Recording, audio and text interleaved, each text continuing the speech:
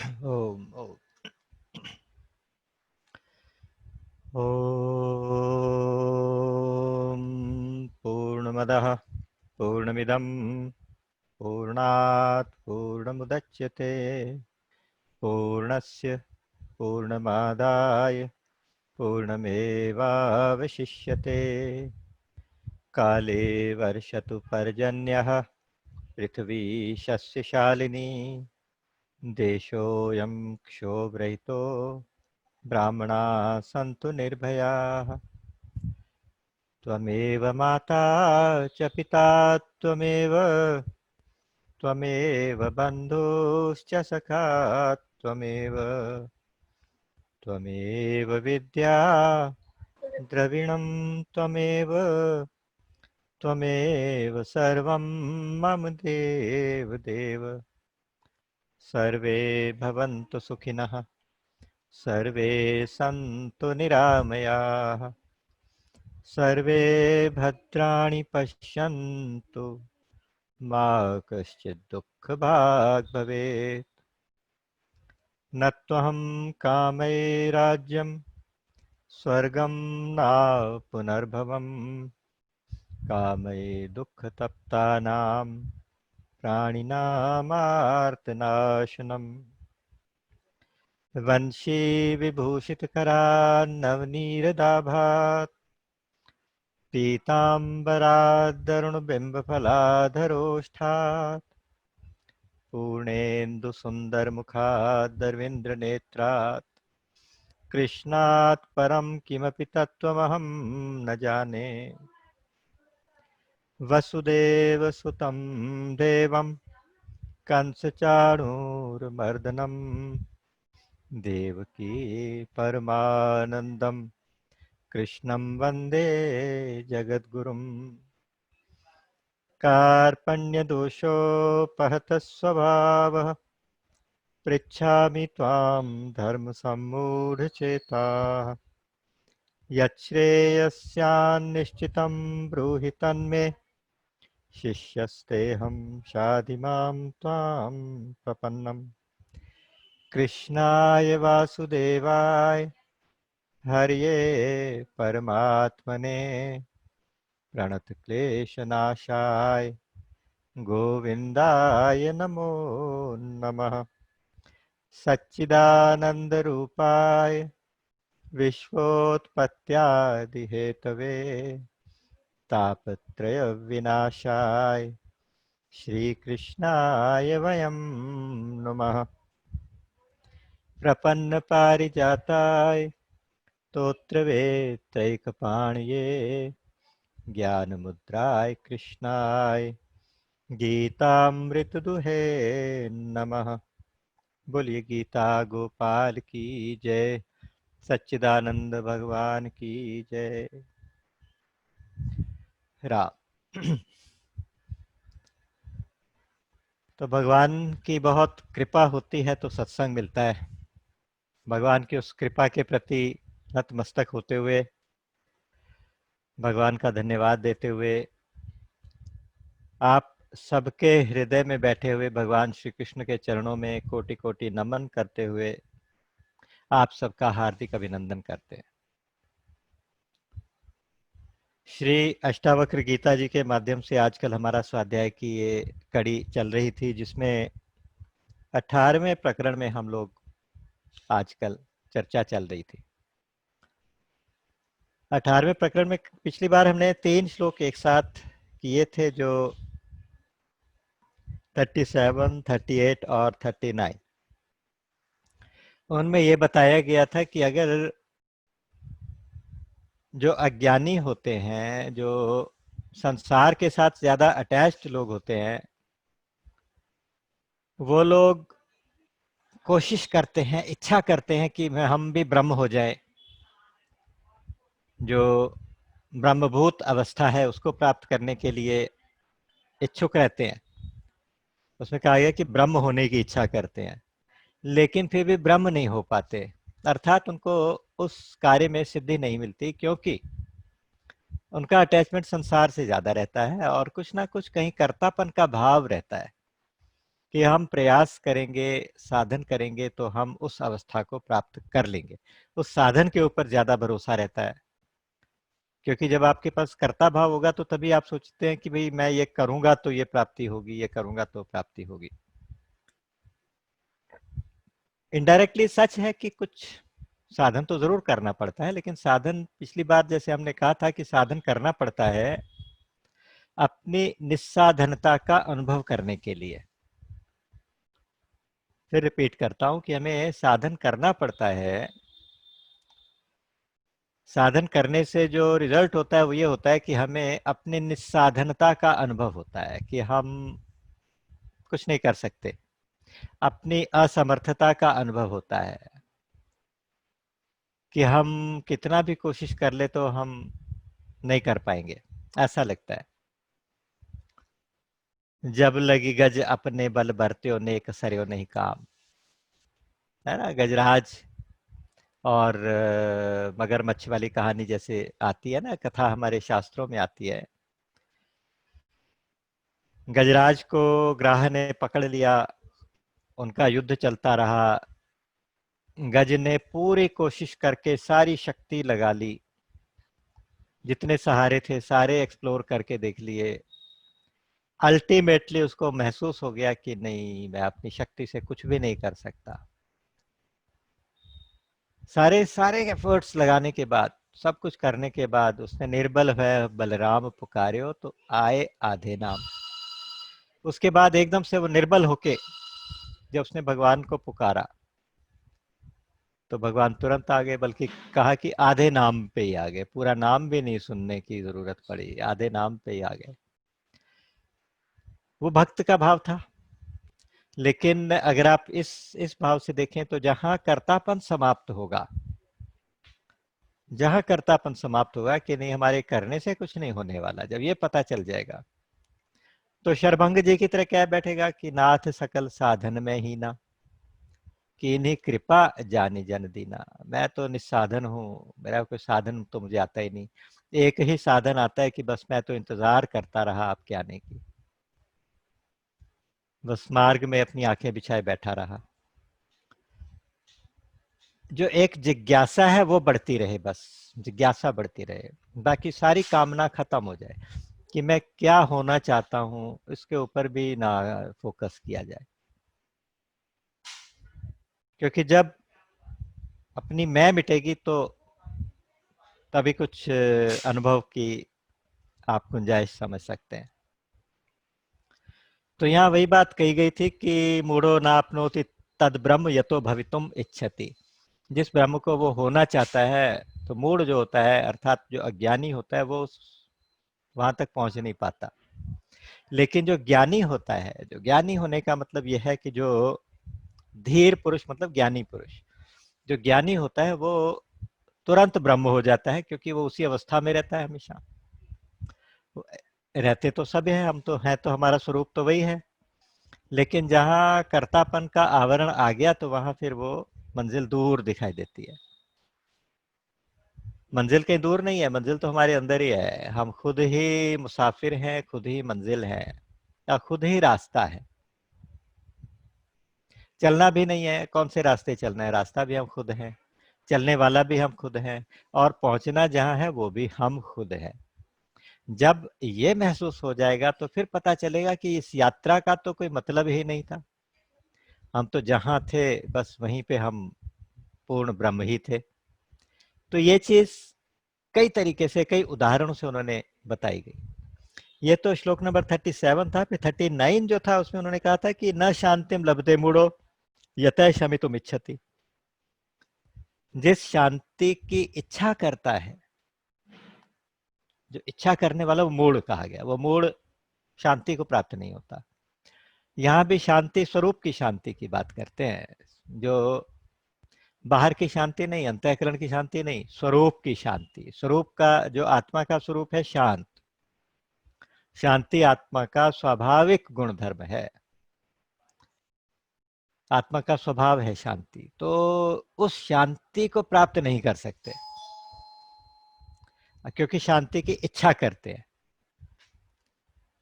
यहाँ पे इस चीज पे स्ट्रेस देने के लिए दोनों बातें कही गई कि शांत होने की, ब्रह्म होने की कोई इच्छा, ये इच्छा भी समाप्त हो जाए। ये जो स्मॉल सूक्ष्म वासना है ना, सूक्ष्म कामना है, ये भी समाप्त हो जाए। और जबकि जो धीर पुरुष है यानी जो ज्ञानी पुरुष है, वो बस एक निश्चय कर लेते हैं कि बस केवल मैं ही मैं हूं, केवल तू ही तू है। कुछ भी कह दीजिए, एक ही बात होती है। जहां भाव में दृढ़ता बने वही कह दीजिए कि केवल परमात्मा ही परमात्मा है, केवल वासुदेव ही वासुदेव है, ऐसा कह के शांत हो जाइए, तो भी आप वहीं पहुंचे हुए हैं। आप कह दीजिए केवल मैं ही मैं हूं, तो भी वही बात हो जाएगी। केवल आत्मा ही आत्मा है, तो भी वही बात हो जाएगी। तू ही तू है, मैं ही मैं हूं, आत्मा ही आत्मा है, परमात्मा ही परमात्मा है, वासुदेव ही वासुदेव है। पर्पस सिर्फ इतना है कि बस एक ही है, दूसरा कोई नहीं है। क्योंकि अगर उस एक की प्राप्ति की मैं इच्छा कर रहा हूं, तो इसका मतलब मैं उससे दूसरा हूं। अगर मैं दूसरा हूं तो फिर किसको प्राप्त करूंगा? जिसको प्राप्त करूंगा अगर वो मुझसे दूसरा है, मुझसे अलग है, तो फिर यहाँ सारा वो जो एक बेसिक कंसेप्ट है वो डिफीट हो जाएगा। तो इस कंसेप्ट को इन दो श्लोकों के अंदर ये बताया गया। बीच में एक श्लोक आ गया था, बड़ा सुंदर श्लोक है, 38 नंबर। निराधारा ग्रह व्यग्राह मूढ़ा संसार पोषकाः एतस्यानर्थ मूलस्य मूलच्छेदः कृतो बुधे। जो अज्ञानी जन हैं, जो अज्ञानी लोग हैं, उनके बारे में कहा गया, ऐसे मूढ़ लोग, अज्ञानी लोग, निराधारा ग्रह व्यग्राह, यानी दुराग्रही हैं और निराधार है। निराधार मतलब उनकी जो थिंकिंग है उसके ऊपर कोई इलॉजिकल है, कहने का मतलब। वो लोग क्या है, वो संसार के पोषक हैं, संसार के पोषक, संसार का पोषण करने वाले, अर्थात संसार रूपी कंसेप्ट को नर्चर करने वाले, ये समझ लीजिए। या ये कह सकते हैं कि संसार है, इस कंसेप्ट को के ऊपर दृढ़ रहने वाले, संसार की सत्ता है, तो वो संसार का पोषण हो गया। अगर हम कहें संसार कुछ भी नहीं है, केवल परमात्मा ही परमात्मा है, तो ये संसार के मूल का काटना हो गया, है ना। संसार का मूल क्या है? एक संसार की परिभाषा हमारे शास्त्र कहते हैं कि कर्तृत्व और भोक्तृत्व, इनका नाम संसार है। कर्तापन और भोक्तापन का नाम है संसार। तो संसार का मूल क्या हुआ, संसार की जड़ क्या हुई? कर्तापन और भोक्तापन। कर्तापन कब आएगा कि मैं करता हूं? जब आप मैं हूं इस बात का पोषण करेंगे, जब इस बात के ऊपर दृढ़ हो जाएंगे कि हाँ मैं कुछ हूं, मैं कुछ हूं। ये जो चीज है ना, मैं हूं, ये संसार को न्यूट्रिशन देगी, संसार का ये कंसेप्ट और ज्यादा सत्य दिखाई देने लगेगा। क्योंकि जब मैं हूं तो फिर तुम भी हो, जब तुम हो तो फिर तुम्हारा संसार तुम्हारा है, मेरा संसार मेरा है, फिर तुम्हारा कर्म तुम्हारा है, मेरा कर्म मेरा है ना। जो जितनी भी चीजें आ जाती संसार की, जितनी भी हैं, वो सब उसमें डिविजन्स बन गए। जैसे डिविजन्स हो गए, आप अपने डिवीजन में एक लिमिटेड एरिया के अंदर आ गए, लिमिटेड सर्कल के अंदर आ गए। उस सर्किल में अब आप घूमते रहिए, उसमें घूमते रहिए, बस संसार का पोषण होता रहेगा। तो ऐसे दुराग्रही, दुराग्रही का मतलब यह है कि जो इस तरह की जिद को छोड़ते नहीं कि हाँ ये मैं हूं और ये मेरा है, ये मैंने किया तो अब मुझे इसका फल मिलना चाहिए, क्योंकि मैंने अच्छा काम किया तो मुझे इसका अच्छा फल मिलना चाहिए, और जो बुरा काम किया मुझे उसका भी अच्छा फल मिलना चाहिए। हमारी यही तो सारी झगड़ा रहता है कि हमने जो भी किया हमें उसका फल अच्छा ही चाहिए। अच्छा, जो हमारी मनमर्जी का नहीं हुआ तो फिर हमें उससे कष्ट हो जाता है। अहमता, ममता और वासना यानी कामना, ये जड़ों वाला ये संसार वृक्ष, संसार रूपी वृक्ष अश्वत्थ वृक्ष कहा जाता है। ये हमारे पुरुषोत्तम योग में गीता जी में 15वें अध्याय में लिखा गया। संसार को अश्वत्थ वृक्ष कहा गया। अश्वत्थ वृक्ष मतलब पीपल का वृक्ष कहा गया। या अश्वत्थ का मतलब ये भी होता है कि श्व का मतलब होता है कल, आने वाला कल, और अ का मतलब होता है नहीं, और थ का मतलब होता है स्थिति। अश्वत्थ, कल तक जिसकी स्थिति नहीं रहेगी उसको कहेंगे अश्वत्थ। लेकिन ये कैसा वृक्ष है? यह है अव्ययम। गीता जी कहती है अव्ययम, अव्यय है। अव्यय का मतलब जो कभी नष्ट नहीं होता है। तो अश्वत्थ, लेकिन हमेशा वही बना हुआ दिखाई देता है। इसी के अंदर सारा का सारा रहस्य छिपा है। इस शब्द के अंदर सारा रहस्य छिपा है। इसके बाद और कुछ एक्सप्लेन भी ना करें तो भी समझ में आ जाएगा कि संसार को क्या समझें। संसार को एक ऐसा वृक्ष समझें जो कल तक नहीं रहेगा, और लेकिन हमेशा खड़ा दिखाई देता रहेगा। इतना ज्यादा परिवर्तन, इतने सूक्ष्म परिवर्तन इसके अंदर होते रहते हैं कि ये आज जो है कल वैसा नहीं होगा। जैसे नदी के पानी का हम उदाहरण देते हैं कि नदी का पानी जो हमें दिखाई देता है, हर क्षण वो सामने से बदल जाता है क्योंकि कॉन्टिन्यूअस फ्लो में है। लेकिन जब हम सरसरी निगाह से देखते हैं तो वो नदी हमेशा बहती हुई दिखाई देती है, हमेशा उसी जगह पे दिखाई देती है। तो हम कहते हैं कि बिल्कुल उसी जगह पे गंगा जी बह रही हैं। कल हम सोए थे जहां, देखो आज सुबह भी गंगा वही की वही गंगा। आहा, वास्तव में जो हम देख के सोए थे वो नहीं थी, जो जो वो अब जो है वो नहीं है। सारा का सारा पानी बदल गया, लेकिन दिखाई दे रहा है। तो अव्यय भी है और कल तक ना रहने वाला भी है। अश्वत्थम वृक्षम अव्ययम। और जो ज्ञानी लोग होते हैं क्या करते हैं कि वो भगवान ने उनको आज्ञा दी है कि सब ततः पदम तत्परिमार्ग, उसको जो असंग शस्त्र से काटना पड़ेगा। अनासक्ति के, वैराग्य के शस्त्र से इसकी अहमता, ममता और वासना रूपी जड़ों को काटना पड़ेगा। वही बात यहाँ पे लिखी गई कि ये संसार जो है ना, मूढ़ लोग तो संसार के पोषक हैं, यानी उनमें अहमता भी है, उनमें ममता भी है, उनके अंदर वासना भी है, कर्तापन भी है, भुक्तापन भी है। तो ये वृक्ष बढ़ता रहेगा, उसको नर्चर होता रहेगा। लेकिन जो ज्ञानी लोग होते हैं वो वैराग्य के शस्त्र से इसको काट दे, इसकी मूल को ही काट देते हैं। मूल मतलब अहमता ममता को काट देते हैं, और कर्तापन भुक्तापन को भी काट देते हैं। एतस्य अनर्थ मूलस्य मूलच्छेदः कृतो बुधै। जो बुद्ध पुरुष हैं, जो ज्ञानी पुरुष हैं, उनके द्वारा इसका मूलच्छेद किया गया, मूल काट दी गई है। और कौन सी? अनर्थ रूप मूल है ये। कर्तापन वाली मूल, जो कर्तापन वाली जो जड़ें हैं, ये अनर्थ की जड़ें हैं, और इन्हीं से वृक्ष फलता फूलता है। तो कहा गया कि साहब उसको आप काट दो। न रूपमस्येह तथोपलभ्यते नान्तो न चादिर्न च संप्रतिष्ठा। अश्वत्थमेनं सुविरूढ़ मूलम असंग शस्त्रेण दृढ़ेन दृढ़ेन चित्वा ततः पदम तत्परिमार्गितव्यम यस्मिन् गता न निवर्तन्ति भूयः तमेव चाद्यम पुरुषम प्रपद्ये यतः प्रवृत्ति प्रसृता पुराणी। तो ऐसा करने से आप, गीता जी में कहा कि उसके बाद आप परमात्मा की उस परम पद की खोज करो। परम पद की खोज अपने आप हो गई। जैसे संसार वृक्ष कटा तो परम पद में अपने आप स्थित हो जाओगे, क्योंकि भगवान ने आगे जाके कह दिया ममई वांशो जीव लोके जीव भूतः सनातनः।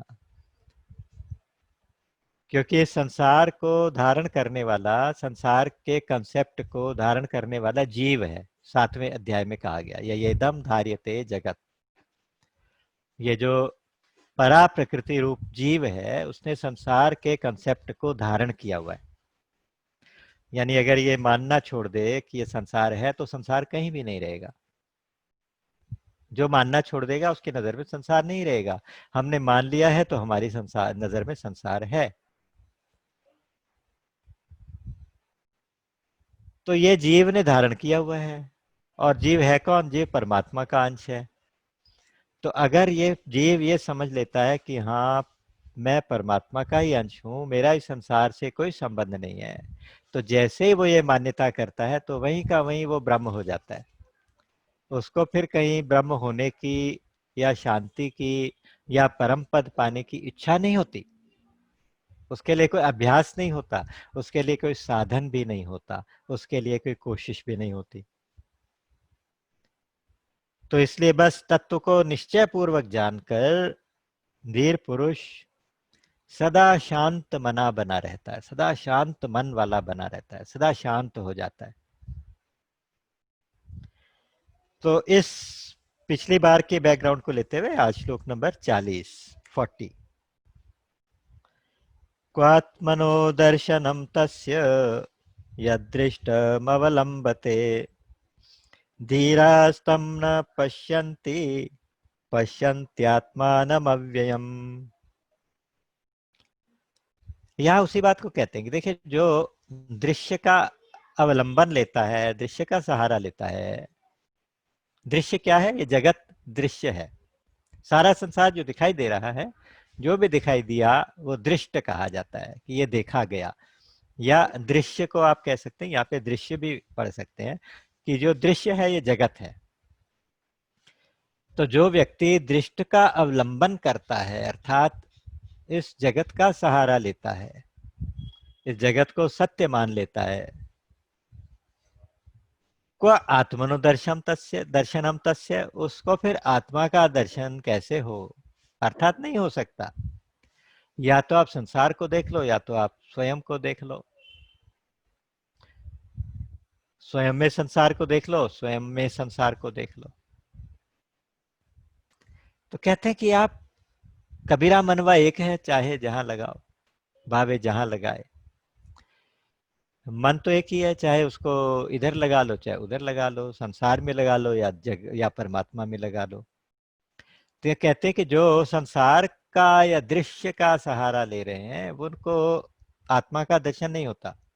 को आत्मनो दर्शनम तस्य, आत्मनः दर्शनम, कैसे हो सकता है आत्मा का दर्शन?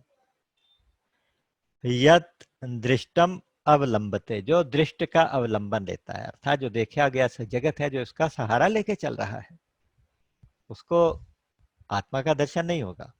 लेकिन जो दूसरा, इसके विपरीत दूसरा धीर पुरुष है, जो ज्ञानी पुरुष है, वो धीराः तम न पश्यन्ति पश्यन्ति आत्मानम अव्ययम। तम मतलब उस जगत को, उस दृश्य को।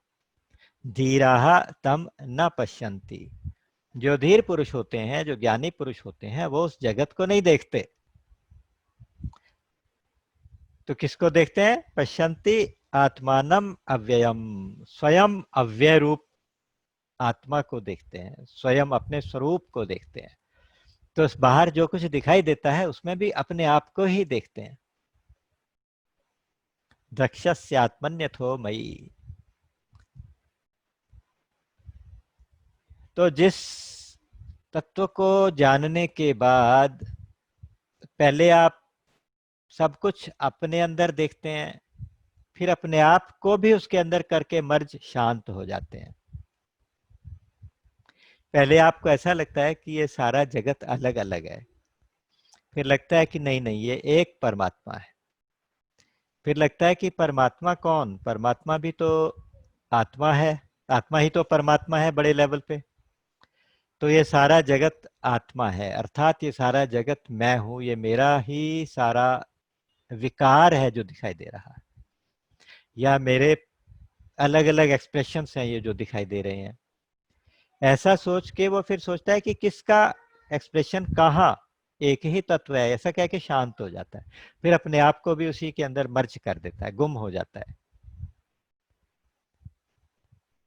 तो जो धीर पुरुष हैं, वो उस अव्यय रूपी आत्मा को, उस अव्यय आत्मा रूपी जगत को देखते हैं। वो जगत को इस परिवर्तित होने वाले या अलग अलग दिखाई देने वाले रूप में नहीं देखते, वो एक आत्मा के रूप में देख लेते हैं। ये दोनों के एक दृष्टि का फर्क बताया, दोनों की दृष्टि का फर्क बताया। कोई तो दृष्टि दृश्य का अवलंबन कर रहे हैं, सहारा ले रहे हैं, तो वो फिर दृश्य को ही देख पाएंगे, आत्मा को नहीं देख पाएंगे। लेकिन जो दृश्य को देखते ही नहीं, दृश्य का सहारा ही नहीं लेते, तो वो केवल अपने आप को देख पाते हैं, केवल परमात्मा को ही देख पाते हैं। क्व निरोधो विमूढ़स्य यो निर्बंधम करोति वै स्वराम स्वरामस्यैव धीरस्य सर्वदा सावकृत्रिमः। यहाँ पे स्वाराम पढ़ना चाहिए, स्वराम लिखा है, स्वारामस्यैव। तो क्व निरोधो विमूढ़स्य यो निर्बंधम करोति वही, जो मूढ़ है, जो अज्ञानी है बार बार ये शब्द आएगा, मूढ़ और धीर, मूढ़ और धीर। मूढ़ का मतलब है जो अपने आप को अपनी एक अलग पहचान बना के, अपने आप की एक गलत पहचान मैं रूपी शरीर मान के अपने आप को कर्ता मान के बैठता है, वो मूढ़ है। अहंकार विमूढ़ आत्मा कर्ता हम इति मन्यते, गीता जी की डेफिनेशन ले लीजिए। तो यहाँ उस मूड की बात हो रही है कि वो मूड क्या करता है कि कोशिश तो करता है, सुन सुना के आप योग चित्तवृत्ति निरोध, निरोध का अभ्यास करता है लेकिन उसके अभ्यास से उसको सिद्धि नहीं मिलती, सफलता नहीं मिलती। क्वा निरोधो विमूढ़स्य यो निर्बंधम करोति, जो निर्बंधम मतलब जो वृत्तियों का निरोध करने की कोशिश करे, निर्बंधम करोति। क्वा निरोधो, उसको निरोध कैसे होगा, कहाँ होगा, नहीं हो सकता। या कहते हैं कि उसको नहीं होगा, क्योंकि जब तक वो अपने कर्तापन को नहीं हटाएगा, जब तक वो मूड बना रहेगा, जब तक अहंकार के साथ जुड़ा रहेगा, तब तक उसको चित्त वृत्तियों का निरोध भी नहीं होगा।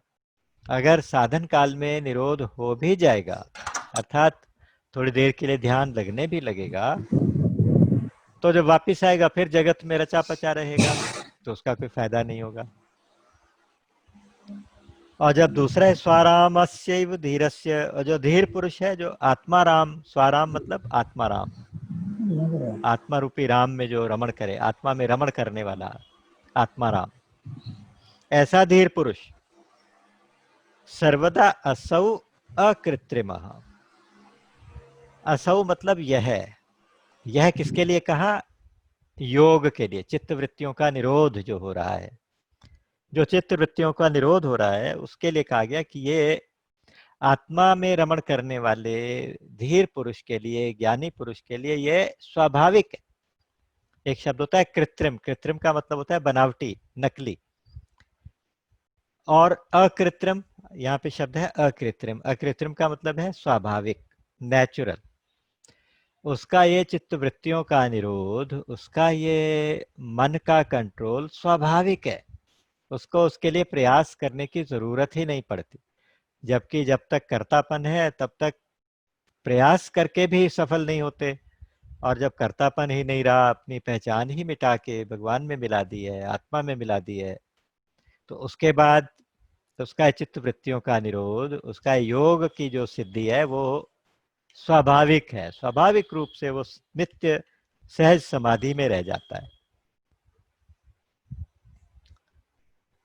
श्लोक नंबर 42। भावस्य भावकः कश्चिन्न किंचित् भावको परः उभयाभावकः कश्चित् एवमेव निराकुलः। बहुत मजेदार श्लोक हैं ये सारे,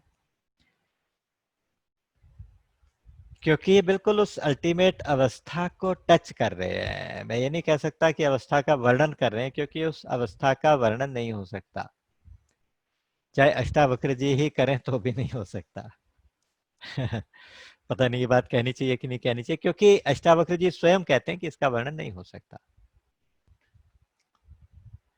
भगवान अपनी विभूतियों का वर्णन कहते हैं कि मेरी विभूतियों का वर्णन मैं भी नहीं सारी तरह से कर सकता, क्योंकि अगर मैं करूंगा तो वो लिमिटेड हो जाएंगी, लिमिटेड हो जाएंगी तो फिर अनंत कैसे रहा। तो इसलिए इस अवस्था का वर्णन करने को, इस अवस्था को टच कर रहे हैं वो श्लोक, जैसे टच करते हैं तो अंदर से एकदम करंट लगना चाहिए। ये क्या बात हो गई। इन्होंने यहाँ पे क्या कह दिया, यहाँ कह दिया कि देखो दो बातें हैं। कुछ लोग ऐसे हैं, भावस्य भावकः कश्चित्, कोई व्यक्ति भाव का भावक है, अर्थात भाव को मानता है।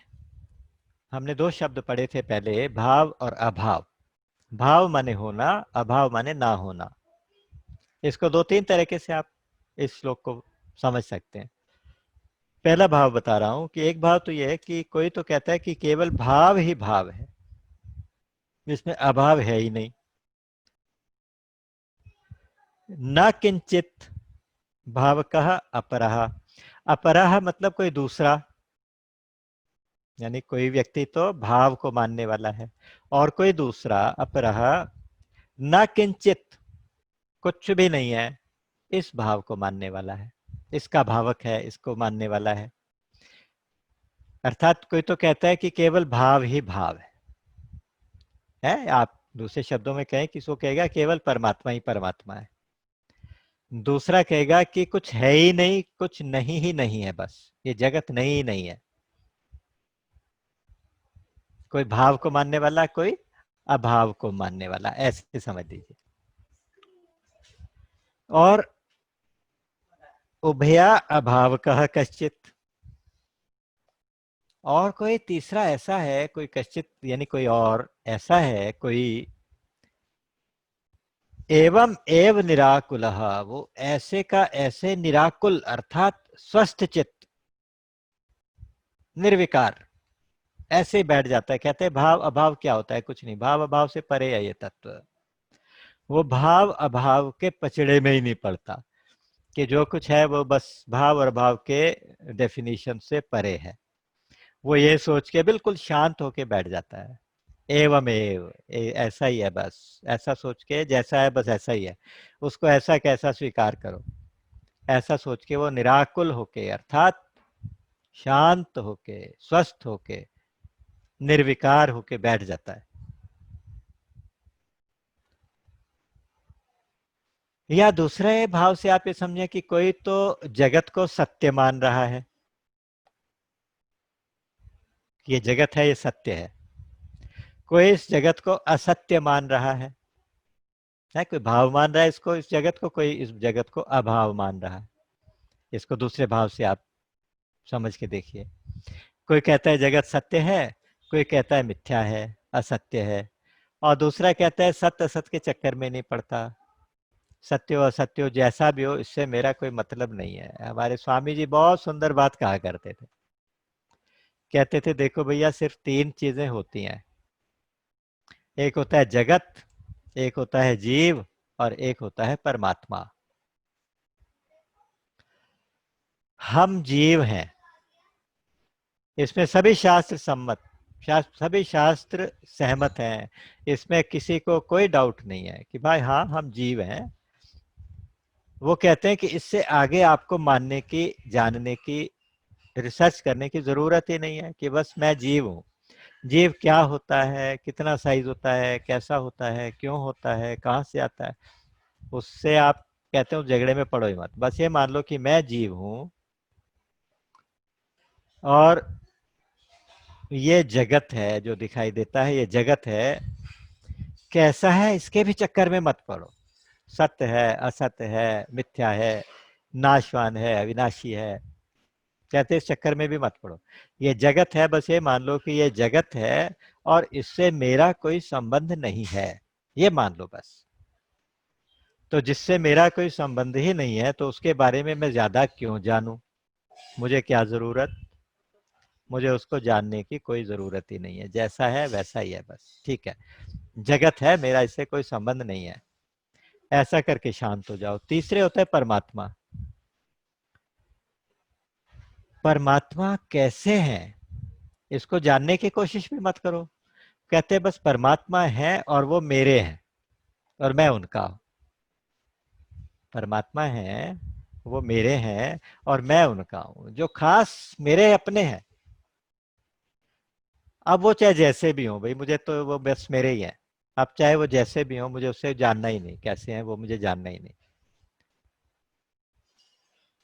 तो तीनों के बारे में कहते थे केवल इतना निश्चय कर लो कि मैं जीव हूं, ये जगत है, मेरा नहीं है, क्योंकि मेरा नहीं है तो मुझे जानने की जरूरत नहीं है कि कैसा है, और परमात्मा है और वो मेरे हैं, ये जानना है। जो मेरे ही हैं उसके बारे में मुझे इससे ज्यादा कुछ नहीं जानना, इससे ज्यादा जानने की जरूरत भी नहीं है। परमात्मा मेरे हैं, संसार मेरा नहीं है।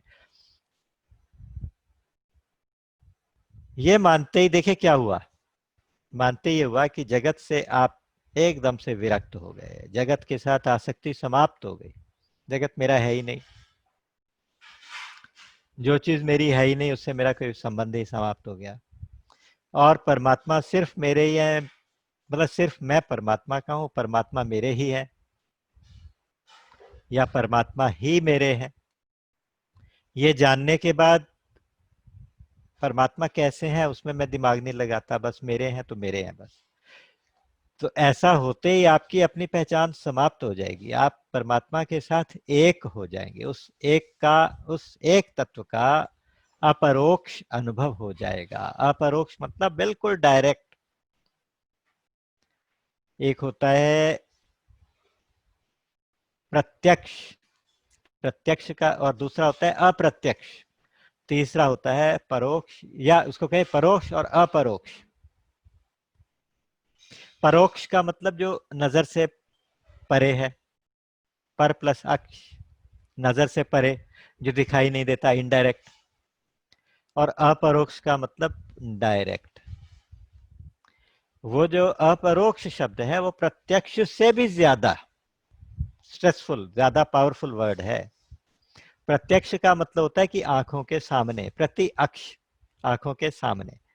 यहाँ पे इस इंद्रिय जो आंख है ना, इसका वर्णन है कि इस आंख के जो सामने है वो प्रत्यक्ष है। तो अगर प्रत्यक्ष कहें तो इसका मतलब इंद्रियों का जो विषय है वो प्रत्यक्ष है, कहते नहीं। परमात्मा के लिए या अपने आत्मा के लिए प्रत्यक्ष शब्द नहीं प्रयोग होगा, उसके लिए शब्द प्रयोग होगा अपरोक्ष। भगवान शंकराचार्य जी का एक ग्रंथ है अपरोक्षानुभूति, उसको जरूर सबको पढ़ना चाहिए। तो अपरोक्ष, तो इसलिए जो परमात्मा की या आत्मा की अनुभूति होती है, जो अनुभव होता है वो अपरोक्ष होता है, प्रत्यक्ष नहीं होता, अपरोक्ष होता है। तो ये तीन बातें मानते ही आपको अपरोक्षानुभूति हो जाती है। तो उसके बाद सारे सवाल तो खत्म हो गए। सवाल खत्म हो गए तो मन भी समाप्त हो जाता है, मन समाप्त होते ही शांति हो जाती है, और वो शांति परमानेंट रहने वाली शांति होती है। अब मुझे इससे ज्यादा कुछ जानना ही नहीं कि जगत है, मेरा उससे कोई संबंध नहीं है, ये परमात्मा है, इनसे ही मेरा संबंध है और मेरा किसी से संबंध ही नहीं है। अच्छा, परमात्मा कैसे हैं मुझे कोई मतलब नहीं, जगत कैसा है मुझे कोई मतलब नहीं। तो यहां ये कहा गया भाव और अभाव से दोनों, दोनों को ही वो निगेट कर रहा है। कैसा? उभय उभय अभाव कहा, उभय भाव कहा। उभय मतलब ये दोनों भाव जो है ना, भाव और अभाव वाले ये दोनों कंसेप्ट है, इन दोनों का अभावक है, उन दोनों को ही नहीं मानता। ये जगत कैसा है? भाव नहीं। कैसा है? अभाव नहीं। परमात्मा कैसे हैं? भाव नहीं। कैसे हैं? अभाव नहीं। क्योंकि भाव और अभाव ये दोनों शब्द रिलेटिव टर्म्स है। जैसा मैं कई बार कहता हूं कि जो परमात्म तत्व है वो रिलेटिव नहीं होता, वो तुलनात्मक शब्दों में जिनका अपोजिट भी होता हो वैसे शब्दों में उसका वर्णन नहीं होता। तो इसलिए वो एक एब्सोल्यूट रियलिटी है, एब्सोल्यूट रियलिटी, रिलेटिव नहीं, एब्सोल्यूट। जो एब्सोल्यूट है उसके लिए कोई शब्द नहीं है हमारे पास, बस वो है तो है। जब हम कहते हैं ना कि वो तत्व है, तो कहीं ना कहीं हम नहीं का अपोजिट बोल रहे होते हैं, यानी कहीं ना कहीं हम बैकग्राउंड में नहीं को भी मान रहे होते हैं। तो जो नहीं को भी मान रहे हैं तो तभी आप है बोल पाते हो ना। तो इसलिए वो है और नहीं है की सीमा से भी परे का तत्व है। तो ये इस श्लोक में लाके उस अवस्था को यहां लाके बिठा दिया। भावस्य भाविकः कश्चित् न किंचित भावकः अपरः, उभयः अभावकः कश्चित् एवमेव निराकुलः। बस ऐसे का ऐसे जहां है वहीं का वहीं शांत। स्वामी जी इसको कहते थे चुप साधन। चुप साधन का मतलब यह है कि बस ऐसा निर्णय करो और शांत होकर बैठ जाओ। उसके अभ्यास के लिए बताते थे चुप साधन कैसे करना है।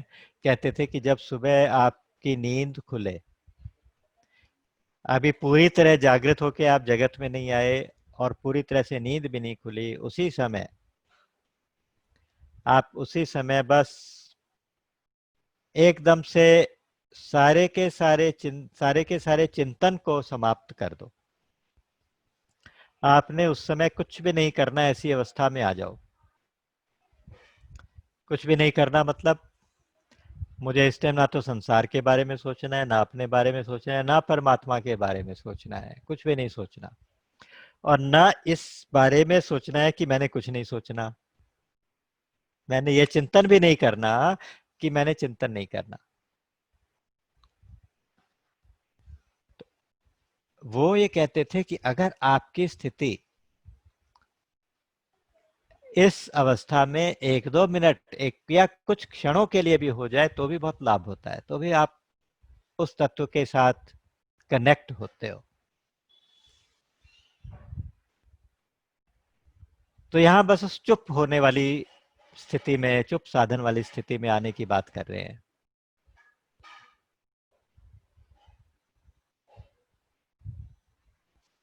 उसको जाना नहीं जा सकता। वो सबका जानने वाला जो तत्व है उसको कौन जानेगा, कैसा है, क्यों है, कहां से आया, कैसे होगा, कैसे प्राप्त होगा, बहुत सारी चीजें, बहुत सारे प्रश्न, सारे प्रश्न समाप्त, बस केवल चुप हो जाओ। सारे प्रश्न समाप्त करके चुप हो जाओ। तो अष्टावक्र गीता जी यहाँ लाके चुप करा देती है। इसके बाद फिर समझ में नहीं आता कि इसके आगे आगे बढ़े तो कैसे बढ़े। क्योंकि एक बार मैं फिर आपसे रिक्वेस्ट करूंगा कि आप सब लोग जितने भी साधक जुड़े हैं ना इस अष्टावक्र गीता जी के सत्संग में, मैं दिल से कह रहा हूँ ये वाली बात, बिल्कुल मतलब स्वाभाविक रूप से कह रहा हूँ, जितने भी जुड़े हैं उनके कोई ना कोई बहुत सारे जन्मों के पुण्य अगर इकट्ठे हुए होंगे तो वो इस अष्टावक्र गीता जी के सत्संग से जुड़ पाए होंगे। तो अब इस अवसर को गंवाना नहीं है, इस अवसर को भगवान ने लाके हमें बिठा दिया। ऐसे सत्संग में, ऐसे ग्रंथ के आगे लाके बिठा दिया कि जिसके बाद अब हमें किसी भी चीज की जरूरत नहीं पड़ेगी।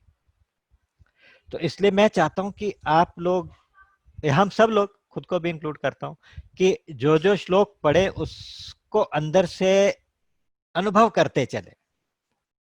उस अवस्था का मैं कैसे वर्णन करूं कि उस अवस्था को आप महसूस करते चले, अंदर से महसूस करते करते ऐसा हो जाए कि बस दिमाग फिर उड़ने लगे।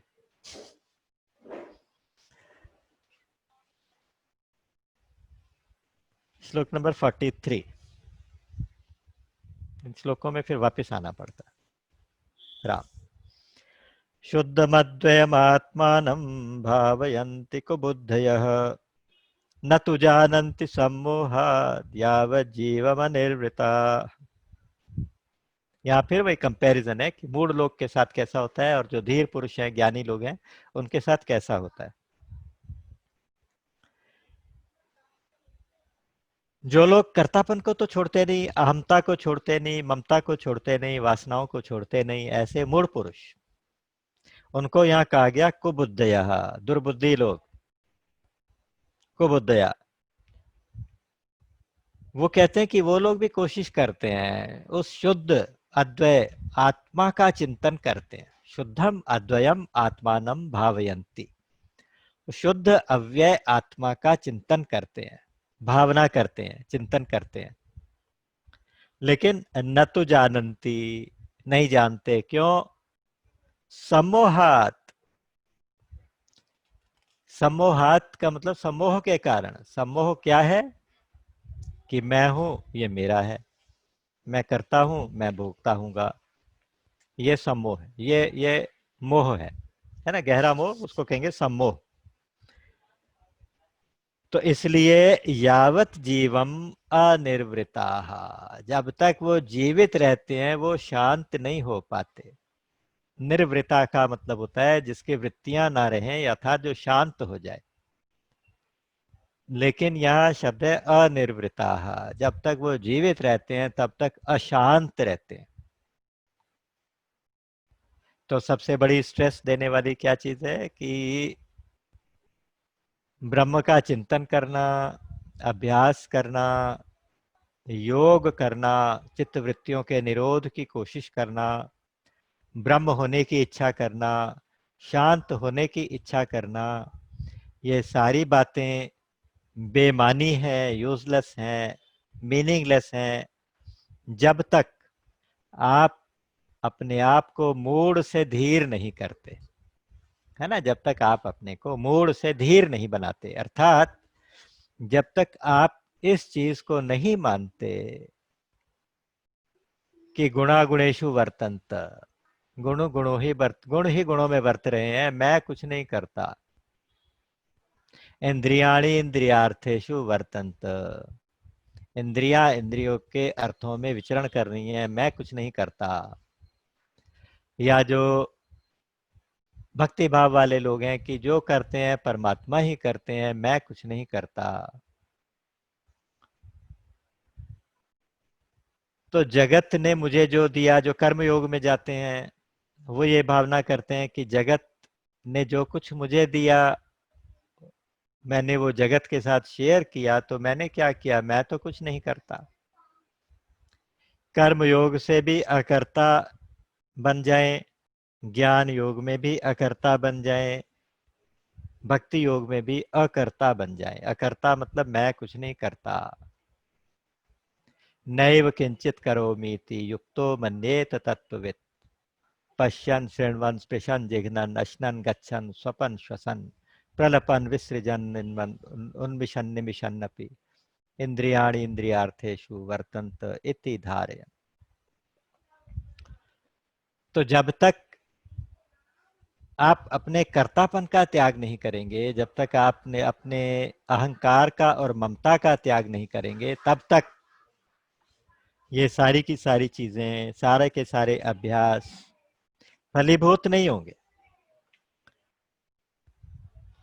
महाभारत में एक जगह लिखा, सांगो पांगान अपि यदि यश्च वेदान धीयते वेद वेद्यम न जानीते वेद भार वहो ही सह।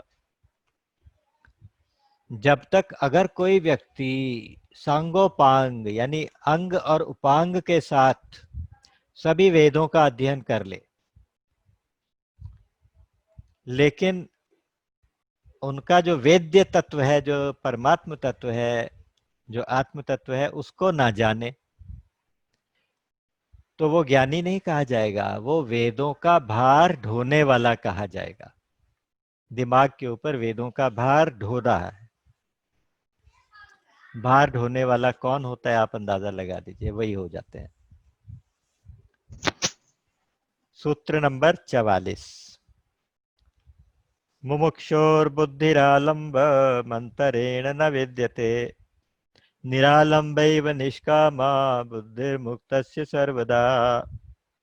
यहाँ भी फिर दो, मुमुक्षु का और मुक्त पुरुष का, इन दोनों का कंपैरिजन किया गया। अगर कोई मुमुक्षु है अर्थात मोक्ष का इच्छुक है, मोक्ष चाहने वाला, ऐसा कोई साधक है, कहते कि मुमुक्षो बुद्धि निरालंबम अंतरेण न विद्यते, आलंबम अंतरेण न विद्यते, कि जो मुमुक्षु पुरुष है उसकी बुद्धि अवलंबन के यानी आधार के बिना, अंतरेण मतलब बिना, नहीं रहती। अगर बुद्धि को किसी आधार की जरूरत पड़ रही है तो फिर उस मुमुक्षु को सफलता नहीं मिलेगी। यहाँ लेकिन उसके कंपैरिजन में दूसरा जो मुक्त पुरुष है वो क्या है, निरालंब निष्कामा, निष्काम और निरालंब, आधार रहित, सहारे, वो सहारे नहीं ढूंढता। मुक्त पुरुष जो होता है, बुद्धि मुक्त से सर्वदा, मुमुक्ष मुमुक्षु पुरुष की बुद्धि कैसी होती है? वो संसार का सहारा ढूंढती है, और मुक्त पुरुष की बुद्धि जो है वो बिना सहारे के निरालंब रहती है और सदा मुक्त रहती है, सदा निष्काम रहती है। आप इस तरह कल्पना करिए कि ग्राफ ऐसे दो कॉलम बना लीजिए। एक कॉलम में नीचे से आप लिखिए 0, 25, 50, 75, 100, 0, 25, 50, 75, 100, ये परसेंटेज है। दूसरा कॉलम जो है उसका 100 नीचे से शुरू होगा,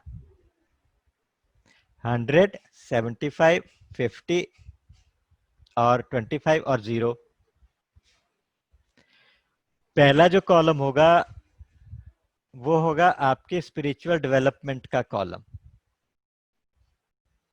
आध्यात्मिक विकास हमारा जैसे जैसे हो रहा है, यानी 0% से लेके 100% तक। और दूसरा कॉलम जो है वो है संसार का आश्रय, संसार का आधार, संसार का अवलंबन, संसार का सहारा। वो जो कॉलम शुरू होगा वो 100 से शुरू होगा। अगर आपका स्पिरिचुअल डेवलपमेंट 0% है, सबसे नीचे के लेवल पे है, तो आपका संसार का सहारा 100% रहे। जब आपका स्पिरिचुअल डेवलपमेंट 25% पे आया तो सहारा 75% रहा, 50 पे 50 रहा, और 75 पे सिर्फ 25% सहारा। फिर संसार का सहारा कम होता जाएगा, संसार की आवश्यकता, आप ये कह लीजिए संसार के सहारे की जरूरत कम होती जाएगी। ये पहचान है कि आपका धीरे धीरे आध्यात्मिक विकास हो रहा है। अपोजिट भी मान सकते हैं कि जब जैसे जैसे आप संसार के साथ अपना अटैचमेंट कम करते जाएंगे, 100% से 75, 75 से 50, 50 से 25, 25 से 0, तो आपकी आध्यात्मिक उन्नति बढ़ती चली जाएगी। 0 से 25, 25 से 50, 50 से 75, 75 से 100, 100%।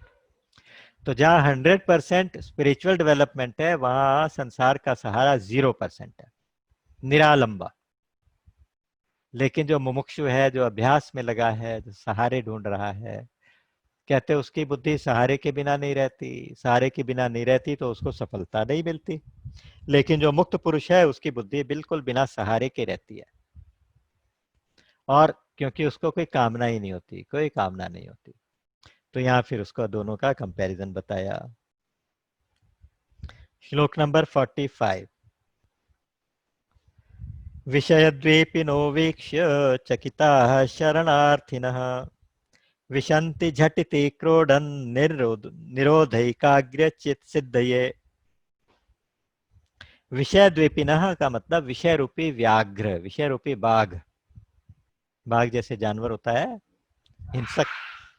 विषय रूपी व्याघ को देख कर, वीक्ष मतलब देख कर, चकिताः, चकिता मतलब हैरान हुए, डरे हुए। शरणार्थी क्या करते हैं? शरणार्थी मतलब ऐसे साधक जो संसार का आश्रय लेने वाले साधक, तो वो क्या करते हैं कि विशंति झटिति, झटिति मतलब तुरंत, विशंति क्रोडन,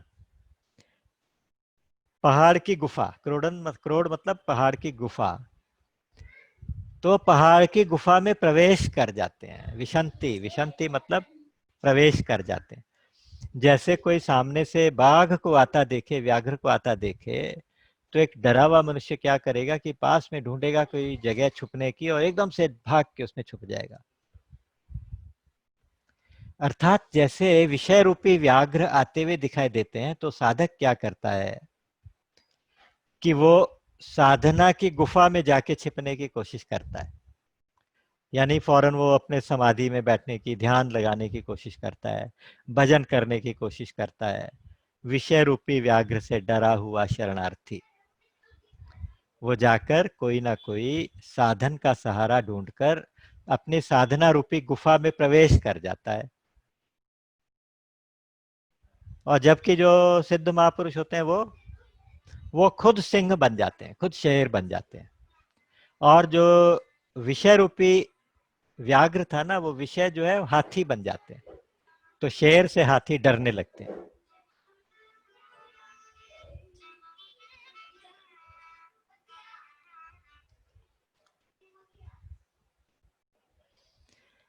दूसरा श्लोक इससे रिलेटेड है, तो साथ ही साथ पढ़ लेते हैं, फिर इसको फिर कल ले लेंगे। निर्वासनम हरिम दृष्ट्वा तूष्णिम विषयदंतिनः पलायन्ते न शक्तास्ते सेवन्ते कृतचाटवः।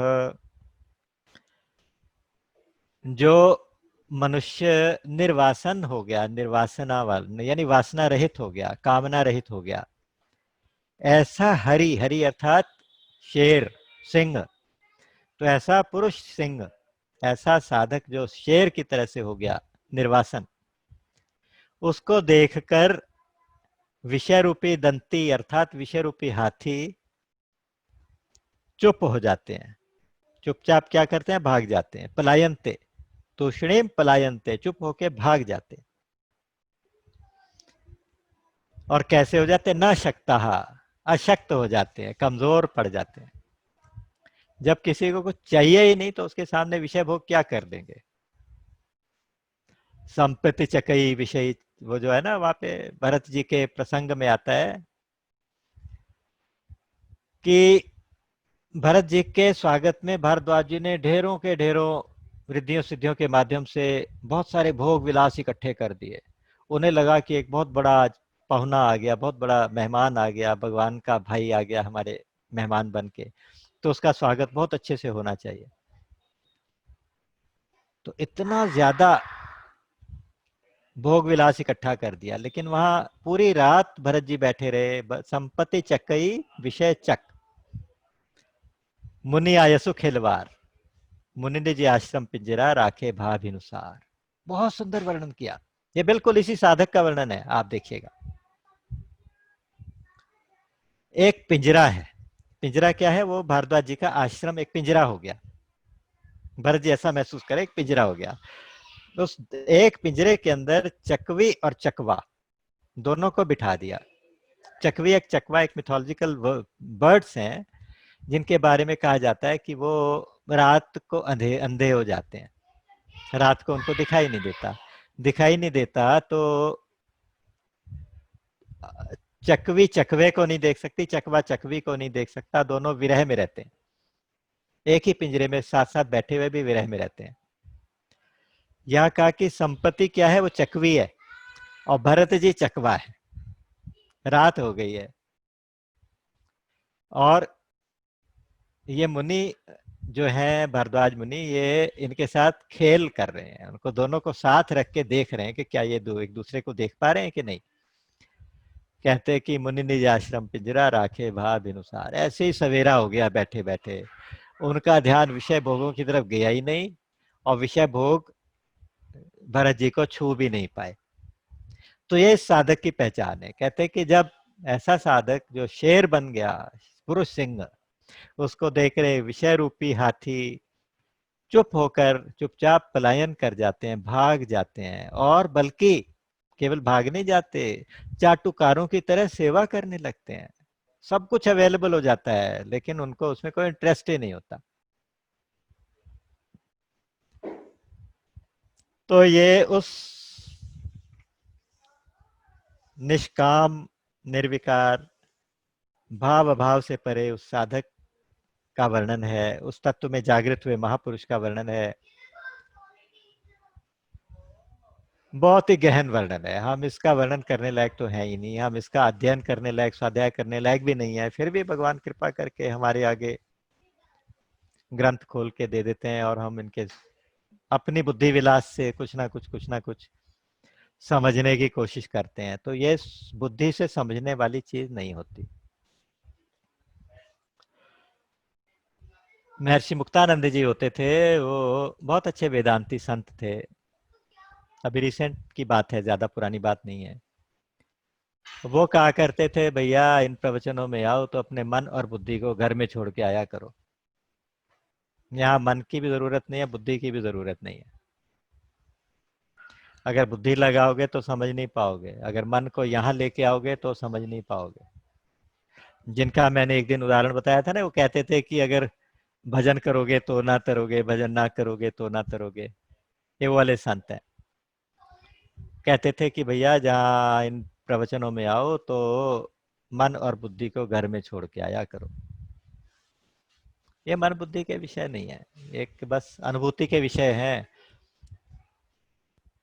कहीं कोई श्लोक, कहीं कोई शब्द, कहीं कोई बात किसी को अचानक इलेक्ट्रीफाई कर जाए, एकदम से छू जाए, तो समझना चाहिए कि भगवान की बहुत बड़ी कृपा हो गई। तो उसी कृपा का अवलंबन लेते हुए, उसी कृपा का सहारा लेते हुए आज के इस प्रसंग को यहीं विराम देंगे और आगे के लिए भगवान से प्रार्थना करेंगे कि इसी तरह से कृपा बनाए रखें। कल इसी समय 5 बजे फिर दोबारा से यहाँ पे आने की कामना करते हैं।